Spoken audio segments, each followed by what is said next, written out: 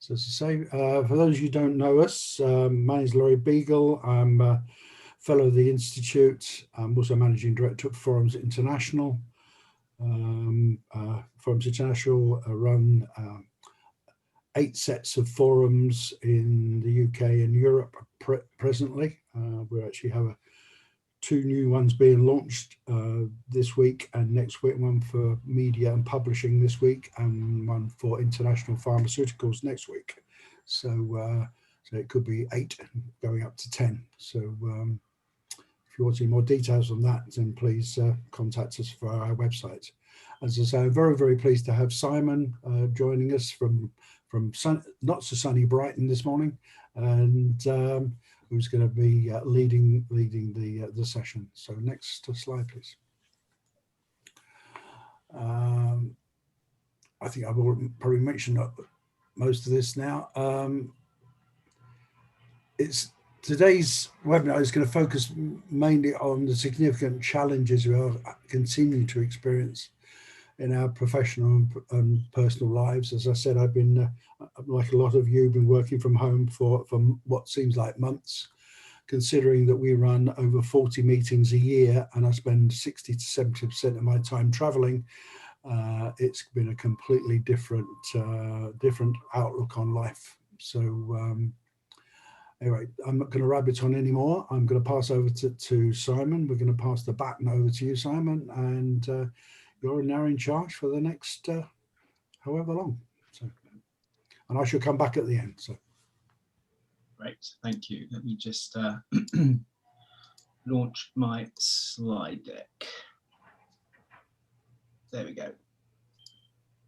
Laurie, thank you very much indeed for that introduction. My connection with Laurie is an interesting one because he met my mother-in-law, who is also an FCICM at a fellows lunch May last year. They'd never met each other. I think my mother-in-law, she's not on this one, so I can say she's probably slightly older than Laurie, but they'd never met before. And this is actually a really good example of effective networking, because they had lunch together, they started chatting, and my mother-in-law obviously knows what I do.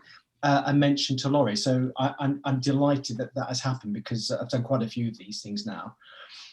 So habits for highly effective homeworking, really interesting, because everyone's gone a bit mad today, and kind of quite rightly so, because of course we start to hear that Pfizer are 90% of the way there of finding the vaccination, the secret golden vaccination that we've been waiting for. That's going to change all of our lives. So there is hope in sight, which is wonderful. And but we need some caution as well. We've got to be cautious. So why are we here today? Well, you know, Laurie said we're in the second lockdown. The first one was back in March and ended on the 4th of July. And only a couple of weeks ago, the Prime Minister is making an announcement that for our safety, we need to go into a second lockdown. And given what we just heard about the vaccination, maybe this will be the last one. I don't know. I honestly wish I did. What's interesting about the effect that this has had on us and the number of people that are having to work from home, it wasn't always like that. And in doing my research for this, I found a quote from Forbes magazine. It was only 3 years ago, which was saying, in effect, we don't want people to work from home. And I've worked for I've been working for 37 years in HR and recruitment, and for a lot of large organizations and small organizations, but most have said the same thing. We can't have you working from home. And the reason for that is mainly, I think, as this lady Liz Ryan has said, is because managers have been fearful of change. That has completely changed. And what we've seen as a result over the last, 7 or 8 months that we've been forced to work from home, is that the changes that managers were frightened of haven't actually come to fruition. One of the massive improvements has been a significant increase in improvement in our work-life balance. We've seen employees having to collaborate more. And most importantly, one of the reasons that they gave us why we couldn't work from home before is because it would affect our productivity, when indeed we've actually seen productivity increase, which has been very good. And I've got a quote here from Roger Barker from the Institute of Directors, who's saying remote working has been one of the most tangible impacts of coronavirus on the economy. For many, it could be here to stay. And that's why I think a lot of people have decided to join this webinar. I actually did this webinar first back in April through to June. And it was one of the things that I wanted to do straight away because I knew it would be something that would be a challenge for us. To be honest with you, I didn't think I'd be doing the same thing in November. But during that time, we have seen a lot of positive things happen. So it is here to stay, so let's get used to it. But in order to get used to it, in order to survive and thrive through this, I think there are 3 key skills that all of us need. Number one is we need to be optimistic. So we are very optimistic today because we're hearing this vaccine is coming into fruition, probably in spring, we don't know. But we need to be positive and keep that positivism up. And that's very hard to do. Secondly, we need to be agile, we need to be flexible, moving from an office environment to working from home. People doing homeschooling or looking after parents or all sorts of changes that we've had to make that have been forced upon us. We've had to be flexible. Then all of a sudden, back end of the summer, we can start to go back to work and then we go back into lockdown. So we need that agility, that flexibility. And then thirdly, we need to be resilient through all of this because of all of this massive change. And I don't know how many of you were on the Resilient webinar that I did for both the CICM and for Forums International only just a few short weeks ago. That isn't going to go away. That's the one skill I think we're going to need. It's the umbrella skill that we need. So beginning with the end in mind, and those of you who know your Covey will know that's habit number 2. What are we going to get out of today? Well, I want to share with you some hints and tips on how we can work from home effectively. Now, this isn't specific to the credit management industry, so it's something that I think is generic, but that you would need to apply to your own environment. And the idea is really just to help us feel a bit better. We just had the American elections. We talk about the American Constitution. Life is the pursuit of happiness. And we can see here from research, we know that if people are happy, they're going to be more productive than people who are not.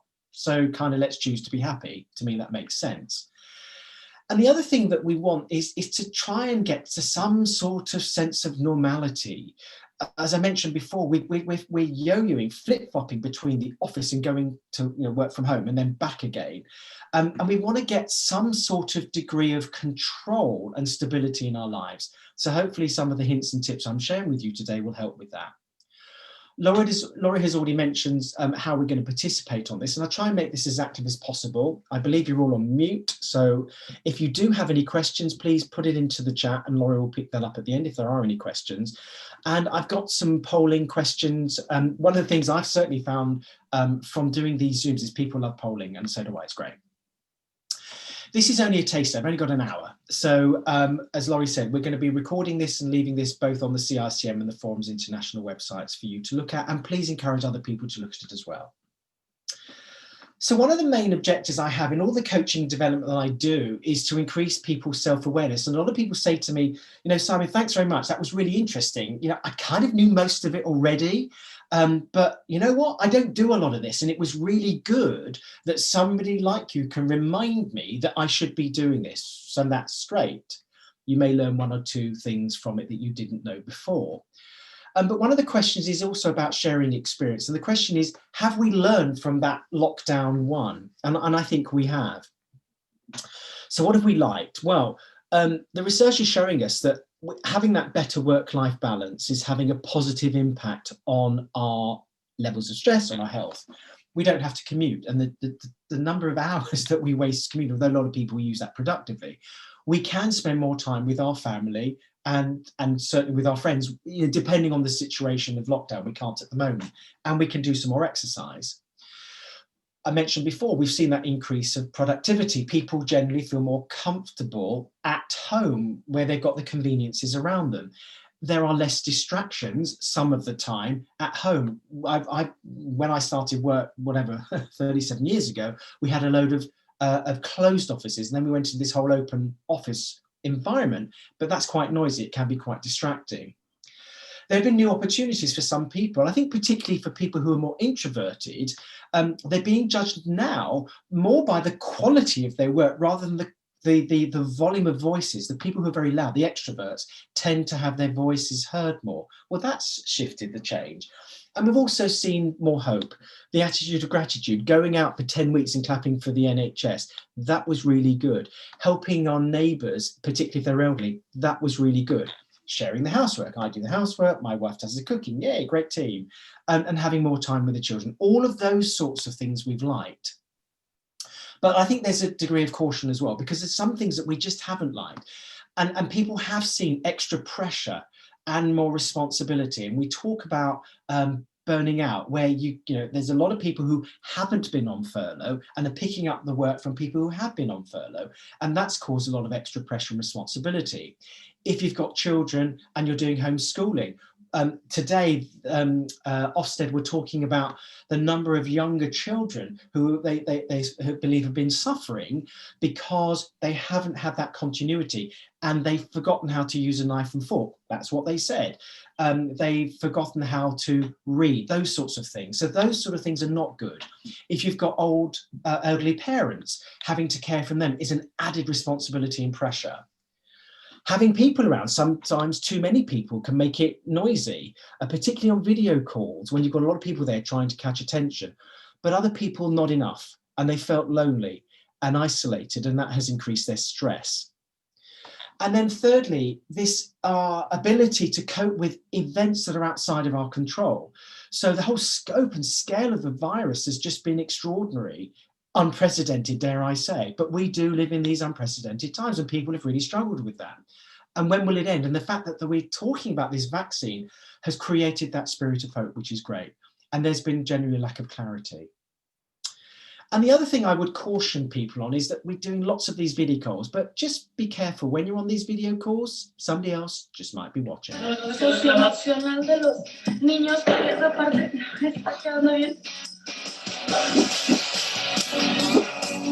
If I just, Oh my God, did he fall? And it's really challenging, I know, with children home from school and working from home. But just trying to just keep all of those distractions out of them. When the whole page comes down. no, don't touch the computer. I'm talking the whole metal part of the screen. The monitor itself. Don't use the mouse. Okay. No, wait a minute. It says mute, stop video. No, I don't want you to do anything on the computer. Share screen. I don't want you to do anything on the computer. In reality, I've heard that social work kind of has very high standards and like good standards of other professions don't have. Hold on.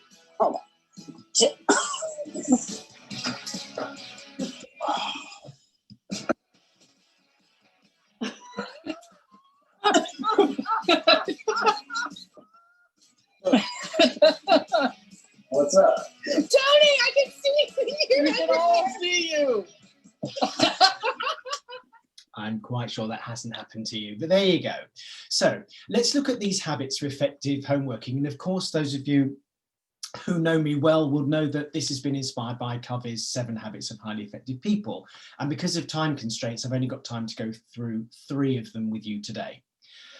So our journey is going to be, how do we move from working in an office environment that we're very familiar with to working from home, where some of us are going to find it more challenging than others. I've chosen habit number 1. Habit number 1 is called Be Proactive. And today I'm going to talk about how do we focus on the things that we can change, that sense of control, that sense of stability. I'm going to be talking about habit number 3, putting first things first. And this is about making sure that we prioritize what really matters to us, because there's a lot of conflicting things that are going on, particularly in the home working environment. So we need to focus on the things that are most important to us. And I've chosen habit number 7, sharpen the saw. And this is how we can build a resilient body, mind, and spirit. So they're the other 4, just to prove that I do my homework, and I can talk to you about them another time. But we'll focus on those 3. So let's start with habit number 1, being proactive. We live in an incredibly changing world. And of course, COVID-19 has accelerated lots of different things. And one thing it absolutely has done has accelerated that trend towards homeworking, because we haven't been allowed, or most of us haven't been allowed, to get out of the house and do our work in other environments. Now, we've got a number of polls. So this is the first poll that I want to share with you. what's the first thing you see? So I'm just going to launch this poll. If you can hear barking in the background, that's my dog, who's probably seen what's on the screen. Well, what's the first thing you see? Is it a duck, a rabbit, or both, or neither?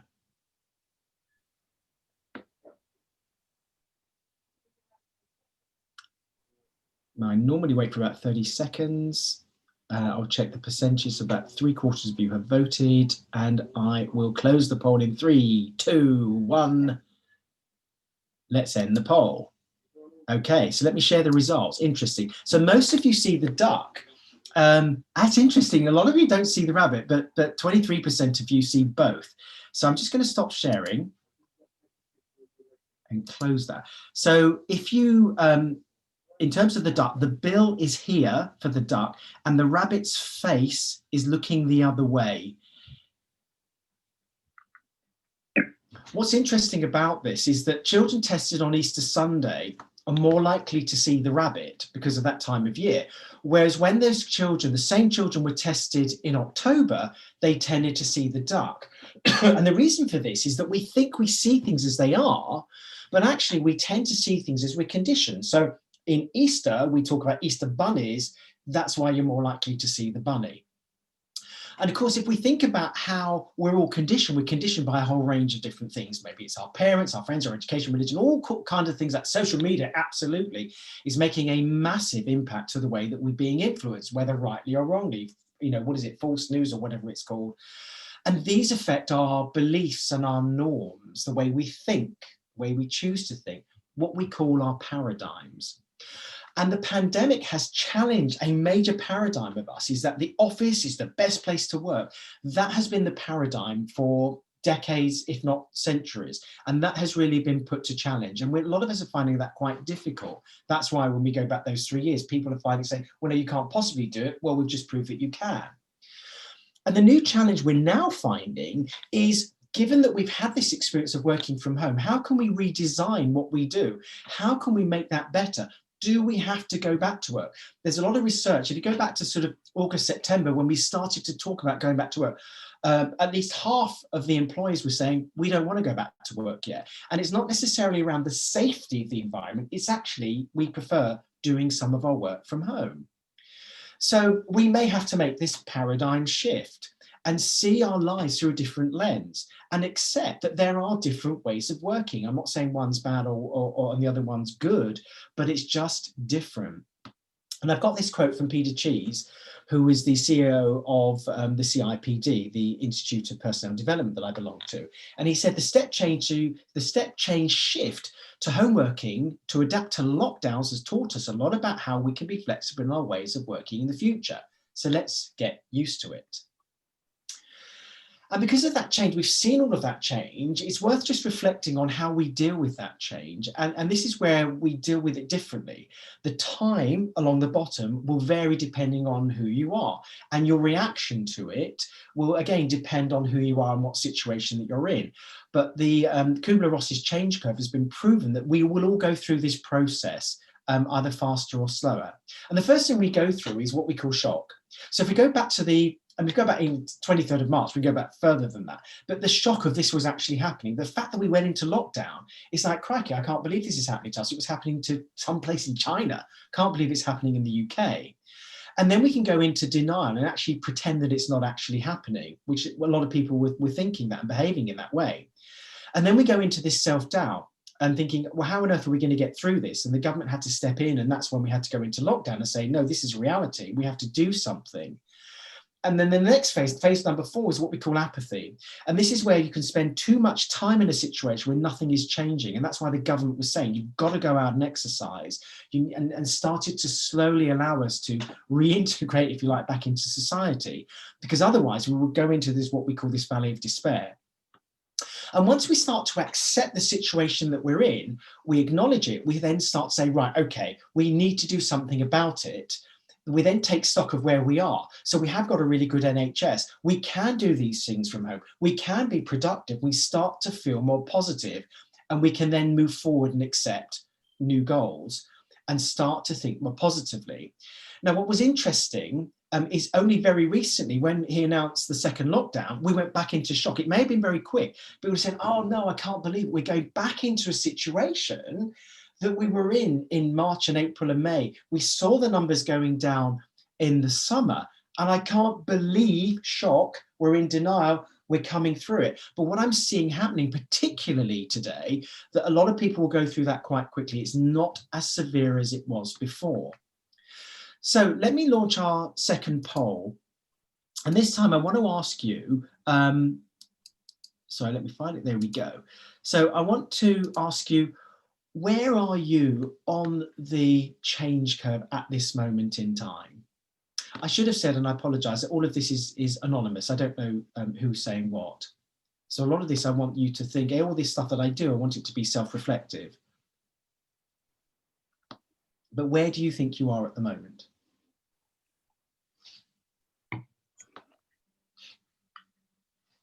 Okay, normally wait a few more seconds to about hit our 30-second mark. And we've just gone over it. Great, we've got 90% voting. Thank you so much. Let's share the results. That's great. It's really interesting. So the vast majority, 65%, are in stage 7, which is really good. But there are some people who are still in that apathy and acknowledging and resolving. As I said, it's very personal. The reason I think this is important is just because you're in that acceptance of new goals doesn't mean to say that everybody else around you is in that situation. So if you're here, you're going to be more optimistic, but other people here are more apathetic. You might find, you just need to be aware of that. So thank you for sharing that with me. If things change, we go back into shock, just being aware of that. Okay. Now, the other thing I think has been really, we've had a lot of time on our hands, and I came across this the other day, and it was really, as a baby boomer, I was particularly interested to see it, because I think going through such a crisis, we've actually had to start rethinking our lives. What's the whole point of what we're doing? And this really caught me, because certainly when I was young, and I can put Laurie in that factor as well, is that when we were younger, the drive, the culture was to get married before 30. Whereas nowadays people are saying, I want to get married when I'm ready. Instead of retiring with millions, that was our goal, kind of. Let's retire with memories rather than with money. Instead of getting a high-paying job, let me get a job that I'm passionate about. That's more important. Whereas when I was growing up, it was how much you earn. That's how you would judge. Not a good thing. Instead of being the best person, just be present. Be comfortable with yourself. Instead of making your parents proud of being successful, make your parents proud that you're actually happy. Life is the pursuit of that happiness. I said it before. Instead of finding an attractive partner, let me find someone who I deeply connect with. And finally, let me live, instead of a long life, let me live a fulfilled life. And all of these things just made me reflect on some of the things that I judged my success on maybe 20, 30 years ago is very different now. And my children who are in their 30s, they subscribe to this. So I think that's a very good thing that's come out of this. And indeed, we may need to change our habits. And that's not an easy thing to do, because if we've been conditioned in that way, how do we break how we've behaved for many, many years? And indeed, it takes up to 66 days to create a new habit, to break and create a new habit. Now, some of you may feel suspicious of your team. If they're not physically in the office, you're thinking, well, okay, what are they getting on with? How do I keep track of them? Some of you may struggle to keep to deadlines, and having people around you in an office environment, they're physically there, which means, I know I need to get this done because my boss is just sitting at the next desk. So we need to think about what steps do I need to put in place so I can keep my line manager up to date, because actually we're not in the same place now. That's a challenge people have had. Some people get easily distracted. Now, you may easily get distracted in an open plan office. With a lot of the distractions at home, it could be watching television or surfing the net or sports, all sorts of things that we can do now. And other people might find that talking too much, talked about that noise before, but talking too much and not getting their voices heard, whereas other people are saying, oh, actually, I'm not getting my voice heard, because in the office, at least in a meeting, I can put my hand up or I can say something, but on a Zoom call, it's much more challenging. So something for you to think about, and you might want to write down. How much have you changed in the last 8 months? what sort of habits, new habits in particular, and practices and routines do you think that you need to change so you can work from home more effectively?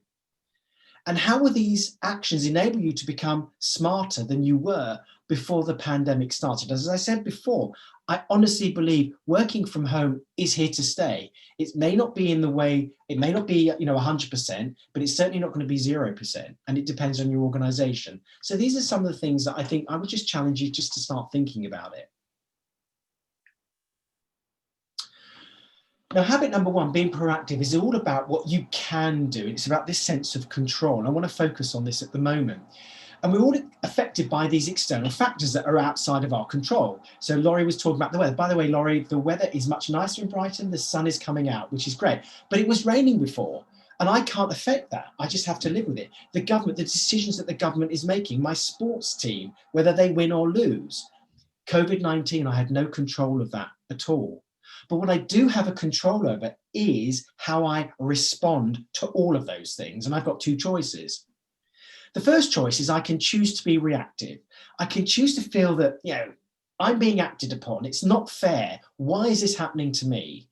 And people who tend to think and behave that way, we call them half empty, that half glass, half empty. I'm sure you can think of people who are like that.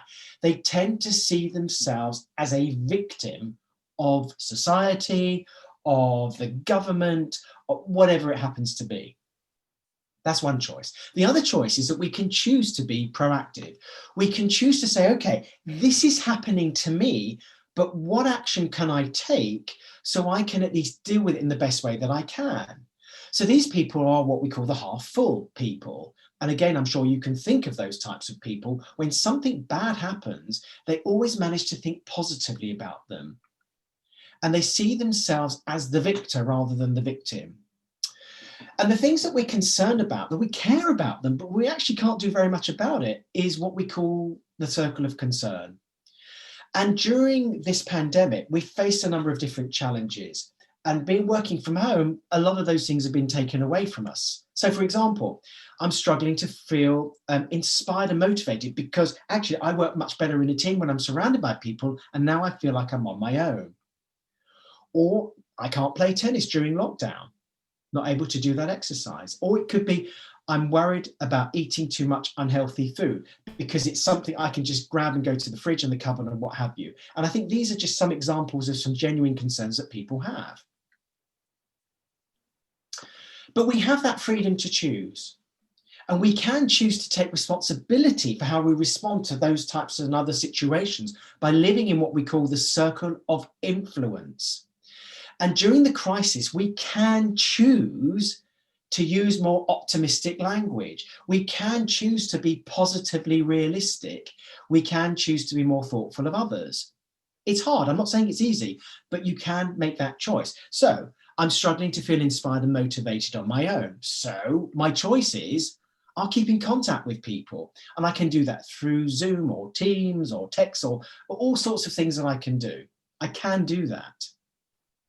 I can't play tennis during the lockdown. So what I can do is I can cycle with my family, and I can do online Pilates. That's my choice if that's what I want to do. I'm worried about eating too much unhealthy food. So what I can do is make sure I buy the healthy options and alternatives. So these are just some reactions that we can have. I could choose to not do that. I can be moping around the place, bitching about the government, but I choose not to. So the idea is make that circle of concern as small as you possibly can, and make that circle of influence as large as you possibly can, and live that. When you do, you will find that you will have people flocking to you because of what you do. So if you're miserable, but other people will flock to you who are also miserable, and you'll feel miserable together, or they'll move away from you. If you're positive and you're influential, the opposite will happen. It's called the law of attraction. So if you want to work from home effectively, you may have to shift your paradigms. Again, I'm just making you self-aware. What do you tend to live in, that circle of concern or circle of influence? And that ability to change, I believe, will help you to survive and to thrive during this situation, and ultimately will help you to grow when we come out of it. And as Winston Churchill said, to improve is to change, but to be perfect is to change often. So yes, we go through change. Yes, the change is very quick. Yes, the change in this particular situation will be very dramatic, but get used to change. The only constant in life is change. Now, maybe there are some habits we might find a bit harder to give up than others.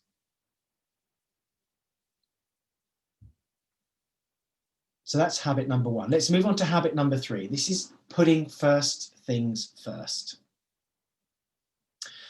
So the question is, where do we start? Where's the priority? And the priority needs to be is what really matters. And those first things and the first things first should be those things that are most worth doing. But do we always do them? And I think working from home, I think we have some challenges with that, because when we're in the office, that office environment, having your boss, your colleagues around you can kind of remind you what those things are. But when you've got the freedom of working from home where you can shut them out because they're physically not there, it's more challenging. Now, one of the phrases that came up a lot, particularly at the beginning of the lockdown, well, we're all in the same boat. We're not. We're not in the same boat. We never have been. We're all in the same storm, but we're in our own boat. And the pandemic, excuse me, the lockdown is affecting all of us in our own way. Some of us are working from home. Some of us are on furlough. Some of us are not. Some of us might be essential workers.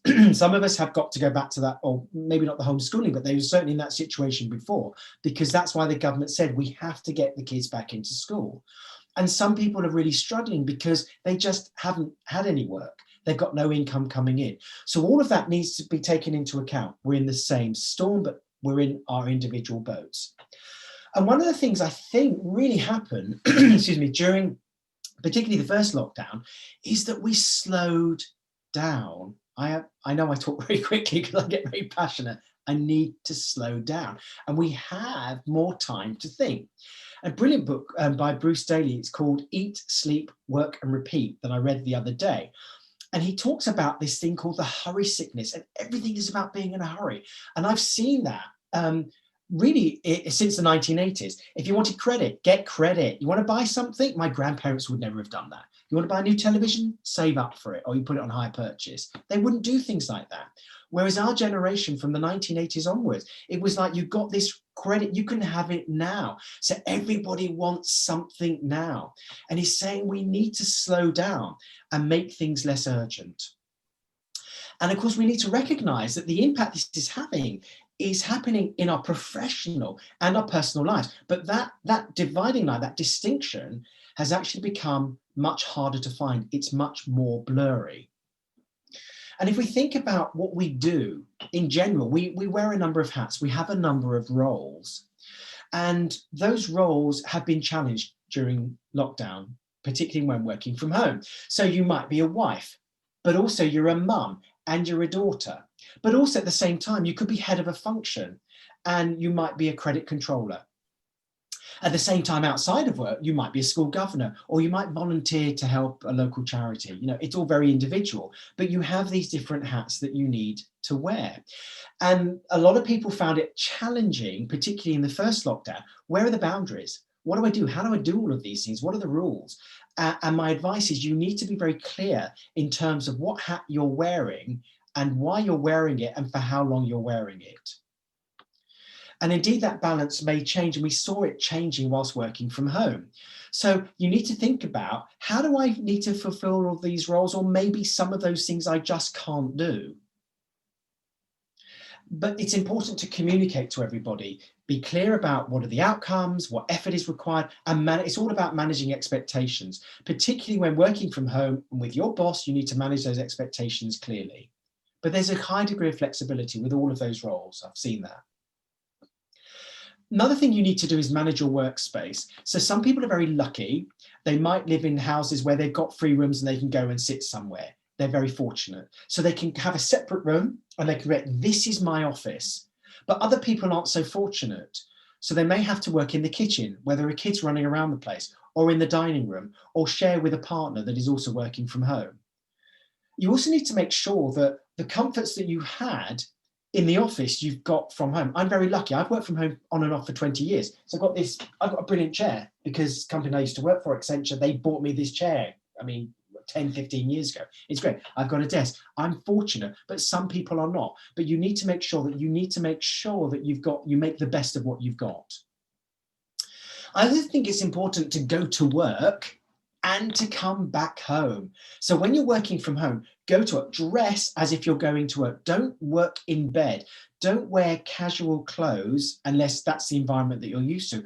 You don't have to wear smart clothes, but wear something where you get into the mindset of working from home. And then at the end of the day, whenever that is, that could be at 5, it could be 5:36, whatever it is, come back home, make that distinction because it's harder to do. And you can do that by switching off your computer. Easier said than done because it's 24/7. Close off the notifications that you get. Again, I totally appreciate, I'm just making you self-aware, it's easier said than done. But in that way, you can get some sort of control back. Now, to manage our time effectively, we can use Covey's time management matrix, and he gets us to think about what's important, what's valuable to us, what's going to get us to our goals and our purpose versus what's urgent and requires immediate attention. So we can create this simple matrix. And in quadrant 1, we have the things which we call they're urgent, they've got to be done now, and they're important. Oh my God, it's a crisis at what we call the burning platform. And these are pressing problems. And we found particularly at the beginning of lockdown, people were running around like headless chickens because it was a completely new environment. People were having to get out of the office and work from home. But if we stay in that situation for too long, if you manage your time by waiting for everything to be a crisis, you're going to get stressed very quickly. Not a good place to be. Equally not a good place would be where things are still urgent, but actually they're not important. So these interruptions, the busybodies, far too many emails that we have, meeting after meeting, video calls, all this sort of thing. If you have that all of the time, you don't have time to think. And therefore you can get stressed by losing tolerance if that's where you tend to spend most of your time. The worst place to spend your time is in quadrant 4. It's not urgent, but it's not important. So if you're doing too much trivial, time wasting, excessive TV, surfing the web, all those video games, if you're doing too much of that, you actually become bored, and that you can become lethargic, and it becomes quite difficult to motivate yourself. And I think that's what's been happening with those school children during the first lockdown, when if they weren't having the homeschooling, they were doing too much of this. So that's become their habit. They're finding it difficult to get back to a place where they need to be. So where we want to be is in quadrant 2. It's what we call, it's important, but it's not urgent. It's the quality. So we need to prepare for work. We need to plan. Yes, things are going to go wrong. They always do. So let's have some contingencies. And we need to build effective relationships because it's all about people. And working from home, the way we communicate is through people. So to work from home effectively, let's focus there. So let's have clear tasks on a daily basis. Sounds obvious. A lot of this is obvious, but a lot of people don't do it. Set out your clear tasks. And when you have those tasks, have a separate list for your work and your personal to-do lists. Block out time in your calendar. Literally put whatever it is, between 11 and 12, I'm going to answer my emails. Between 3 and 4, I'm going to make those phone calls. I've done that for years and it helps because those things are important, but I don't want them to become urgent. Make sure you have a routine. What happened last time, I think less so this time, is that people think, well, what is my routine? It's gone. And you need to have that stability in the routine. So make sure you have regular breaks. Have those one-to-ones with your line manager and with other people in the team to make sure you're touching base, because people might feel isolated. And build a support group. You don't know how other people are feeling. It was great that a lot of you were at stage 7, the majority were there, but other people aren't there. Find other people that you can talk to. So when you are under that stress, make sure you know when to ask and how you can ask for help. So let's go to our next poll. And I'd like to know, just again, for you to think about, where are you spending most of your time? Is it in quadrant 1, 2, 3, or 4? Again, this is just for you to reflect on. No one else is going to know this, but something for you to think about.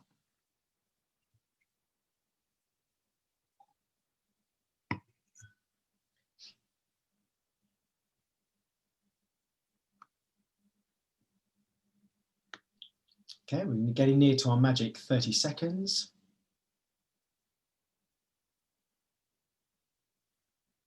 Okay, and let's, okay, a few more. Let's stop it there. Okay, interesting.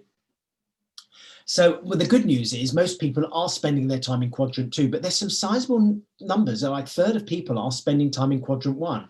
Now, that may not be your fault. It might be because of the nature of the work that you do. And all I'm trying to get you to think about is how can I spend less time in that quadrant? And there's a quarter of people are spending their time in quadrant 3.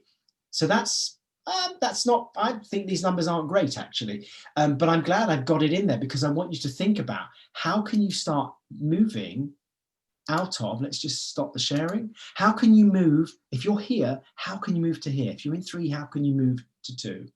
Just some of the challenges I know people are facing. Another way of looking at this is through the Eisenhower matrix. Eisenhower, as you probably know, was he was president of the United States in the 1950s. And he came up with this really effective time management matrix. He said, right, if it's urgent and important, just do it now. Just get on with it.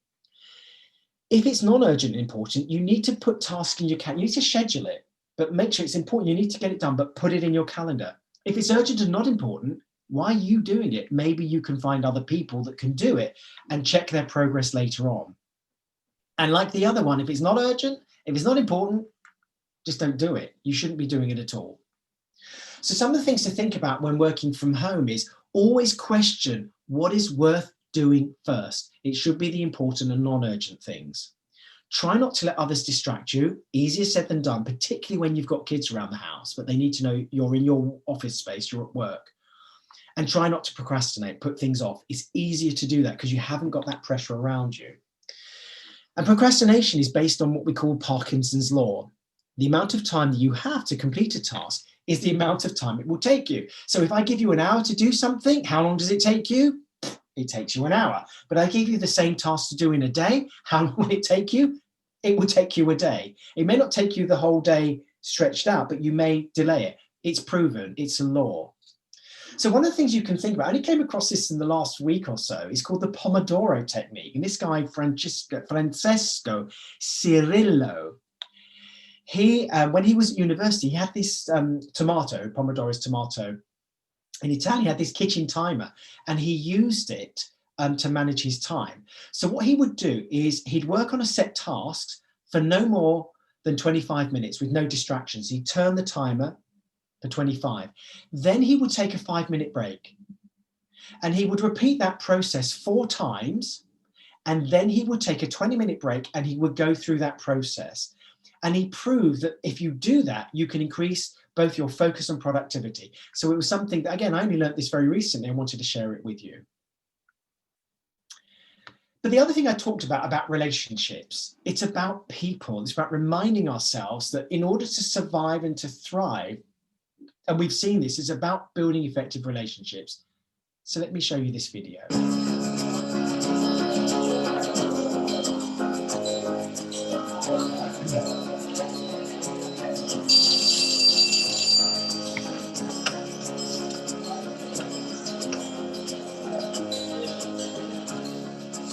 Good afternoon, everyone.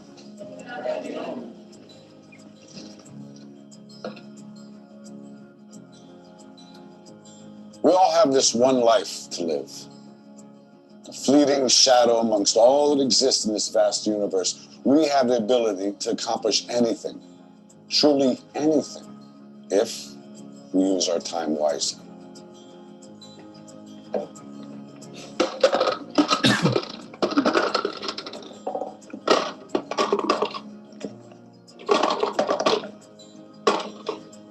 Is this jar full? Yes.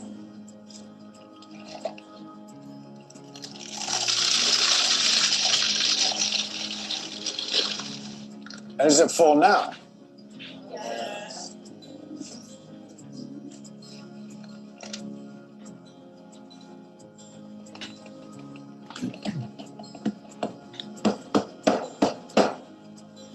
And how about now? Is the jar full now?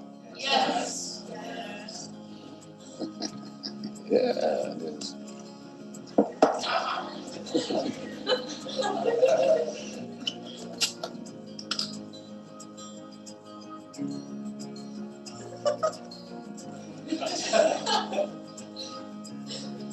Now, I want you to recognize that this jar represents your life. Golf balls are the important things, your family, your friends, your health, and your passions. The pebbles are the other important things, your car, your job, your home. And the sand is everything else. It's just the small stuff. Now, if you put the sand in the jar first, you won't have room for the pebbles or the golf balls. The same is true in life. If you spend all your energy and your time on the small stuff, you won't have time for all the really important things that matter to you. Pay attention to the things that are critical to your happiness. Take care of the golf balls first, the really important things. Set your priorities, because everything else is just sand. Yes. Professor, what does the beer represent? I'm glad you asked. It goes to show that no matter how full your life may seem to be, there's always room for a couple of beers with a friend.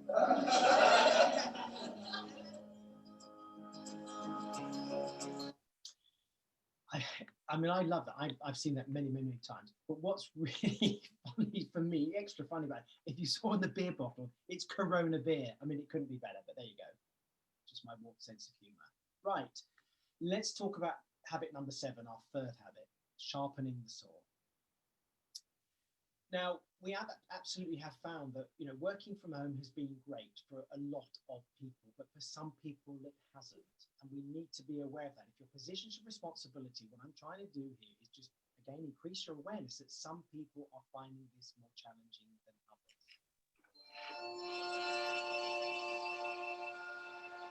Everyone knows that feeling.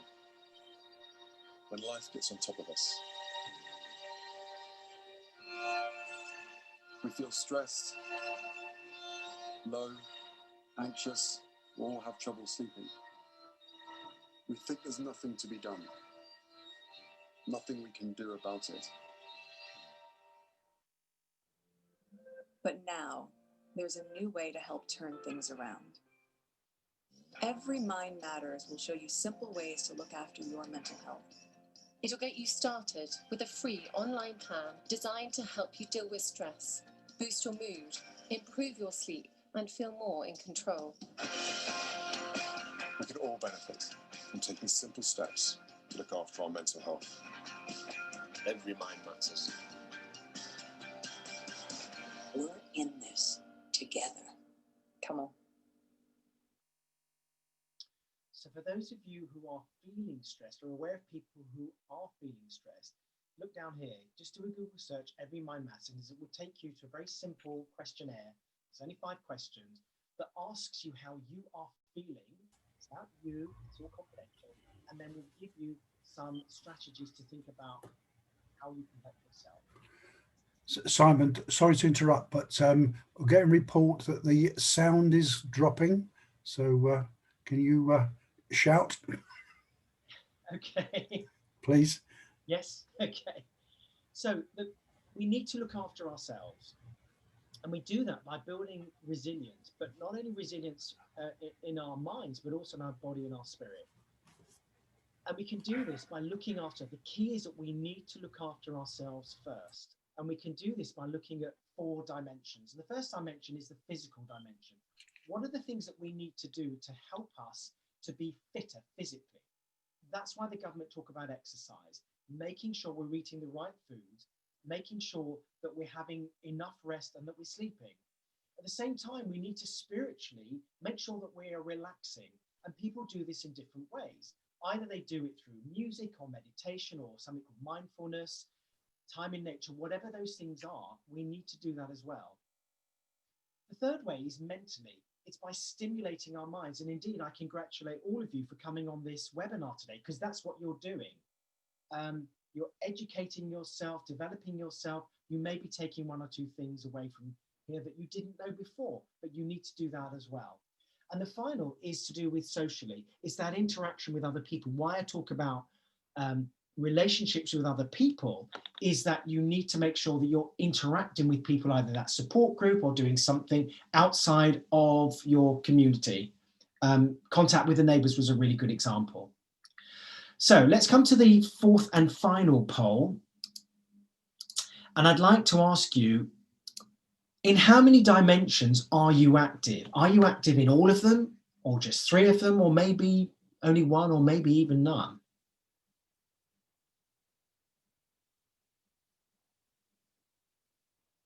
Again, this is confidential, just something for you to think about.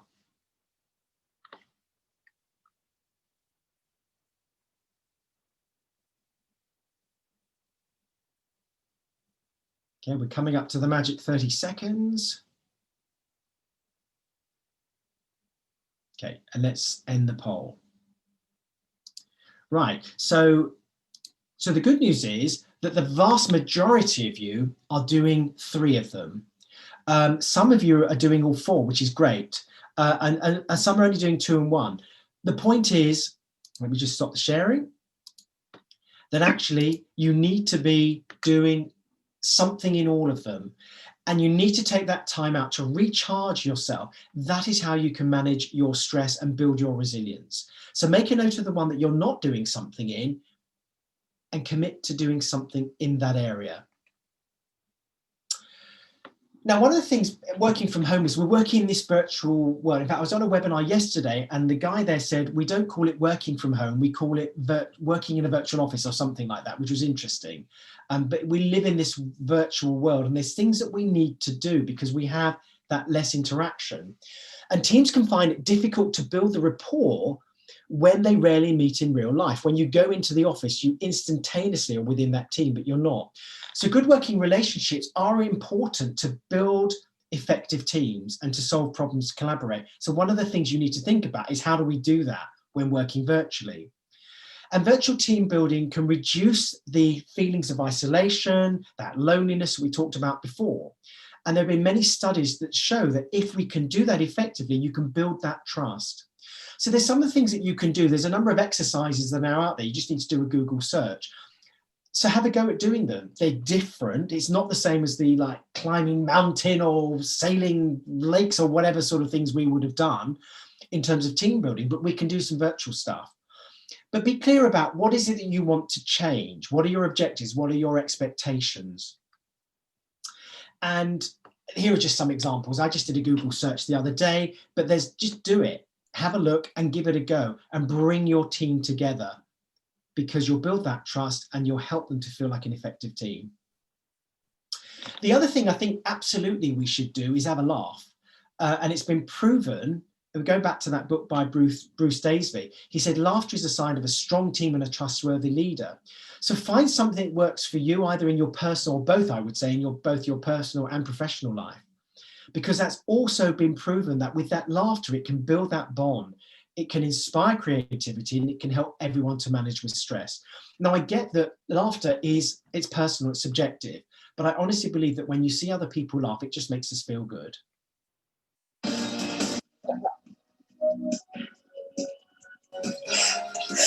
We made each other laugh. I'm so sorry. I am so sorry we made each other laugh. That award, Best TV presenter. oh God, right. I'm back. You can also email us this morning at itv.com. We'll need your emails by today. And you must be 18 or oh no. This is the worst it's happened for ages.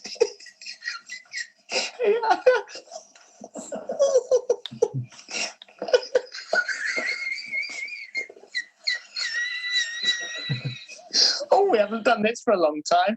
You got to stop. You got to stop. You started it. Got to stop. Oh, I'm going to cry my eyelashes off. Okay. Right, it's your link. Right, okay. Now, before all of that, from soothing tired feet to calming a stressed mind, you might just find a secret weapon at the bottom of your garden. I'm actually crying. At the bottom of your garden. Rylan has all the latest showbiz gossip at midday. And at 12:15, we'll be tasting Bo Cotton's cupcake. For all of that, from top tips for making your summer makeup last throughout the day to a skincare exclusive from a familiar TV favourite. Here's Good Housekeeping Magazine. Good Housekeeping Magazine's beauty director, Eve Cameron. I can't believe you have to do it. You're doing it on telly, so you don't wear your pants. Here's the beauty desk. Oh God, you're not helpful. I said, I'm back. Run VT, for God's sake. I tell you, it doesn't matter how many times I see that, it just makes me laugh and it makes me feel good. And that's good. So I'm conscious of time. Let's just wrap this up. So what are we taking away from today? What are our super sevens? First of all, be aware that everyone responds differently to working from home. Secondly, take responsibility. Choose to live in that circle of influence. Try and create a workspace and follow that normal working routine. Create clear communication channels and have regular check-ins with other people. Think about how to fulfill your various roles. It's a challenge, but you have them in your professional and personal life. Look after yourself by refreshing your body, mind, and spirit, and enable yourself and others to manage stress and build your resilience. Now I'm going to send that, and I'm going to send this slide as well with you afterwards as a takeaway, but make the most of your journey. So just to finish up, do you need help working from home, or do you know of other people that do? Do you need to build that resilience or help to get the best out of yourself and out of your team? Then contact me. You can give me some feedback, ask questions, book a one-to-one. You can contact me via LinkedIn or indeed directly through Laurie at Forums International or CICM. Okay, so let me finish there, Laurie, because I'm just conscious of time. Do we have any questions? If I unmute would be a good start. Not that I can see, I'm afraid. So they're all holding them back at the moment. So No, that's good. It means they've either fallen asleep or they've making copious notes. Okay, but as I did say, the recording will be available, and so everybody, and also Simon's contact details and Forums International contact details as well. So so I'm just going to end up by saying a really big thank you to Simon. Also a very, very big, somebody's in the chat box. Let's see what it says. No, somebody's put, thanks Simon, brilliant webinar. So great, and somebody else has put great presentation, thank you. So just to finalize, for those of you who don't know Forums International, we were formed in 2015, but actually we've been running forums since 1991. As I say, we run a set of 8 at the moment, with 2 new ones being launched over the next couple of weeks. So go to the next slide. Here are all the acronyms for them. We won't go into one of the new ones is the International Pharmaceutical Manufacturers Forum, and there's cross industry and specific industries for the telecoms, IT, and also focus groups for things like fraud prevention network. And if you're a frustrated SAP user, we have a group for you. So okay, next slide please. Just have a look, a few dates. If you're actually if you're a supplier to Amazon and you haven't seen the advertising, we're running a Amazon session tomorrow. We did one in July 2018, which was very, very successful, and we're doing another one tomorrow. So if you're a supplier to Amazon, let us know. You'd be very welcome. It's free to attend, and it's 10 o'clock to 1 o'clock tomorrow. So that's all our schedule up to the end of December. So still a busy time. And just as so contact details. And a big thank you from both of us. So thanks very much indeed for joining us. And there's a few more notes. So what do we got here? We've got, I teach for the CICM, and a lot of my learners are struggling with these points, as well as studying and exam anxiety. Can I share the recording with my learners? Most are apprentices. I think the answer to that is yes. Absolutely. Yep. Paul Taylor, thanks Laurie and Simon. Paul Atkinson, will the slides be available? Yes, we'll make sure you can have access to the recording. So and Jonathan, thanks for the presentation. Really good format and information, plenty of takeaways. So And Louise, thank you, Simon. Lots to think about, a big help. So, Thank you.